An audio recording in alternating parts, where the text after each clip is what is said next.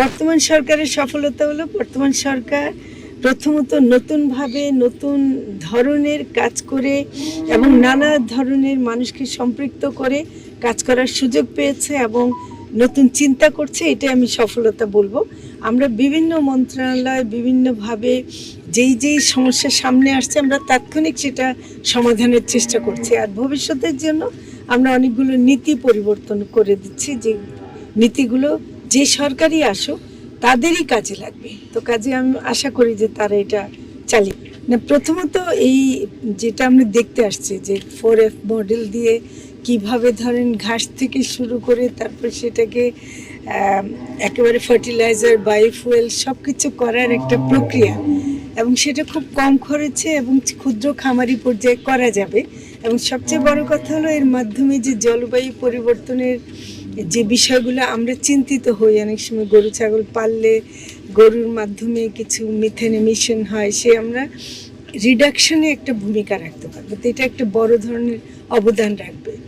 এটা একটা। আরেকটা হলো যে একই সাথে এর মাধ্যমে তো আমরা গরু পালছি এবং এই পালনটা আরও সহজ হবে, কারণ ঘাসের উপর নির্ভরশীলতা তারা বাড়াতে পারছেন, দানাদার খাদ্য কমাতে পারছেন। তাহলে তার মানে কেনা খাদ্য কম লাগবে, উৎপাদন খরচ কমে গেলে নিশ্চয়ই আমার মাংসের দামও কমবে এবং মাংস সরবরাহটা বাড়াতে পারবো আমরা। তো এটাকে আমি সবসময় ক্ষুদ্র খামারিদের পক্ষে হয়ে চিন্তা করে দেখি আর কি, মূল্যায়নটা করি। আমার কাছে এটা খুব সম্ভাবনাময় একটা মডেল মনে হচ্ছে এবং এটা আমাদের আমিষের চাহিদা পূরণের মানে একটা অবশ্যই ভূমিকা রাখবে। আমিষের চাহিদা, আমাদের মাংসের অনেক উৎস আছে, মুরগি আছে, খাসি আছে, ভেড়া আছে। আমরা প্রথমে বহুমুখীকরণ চিন্তা করা উচিত মাংসের।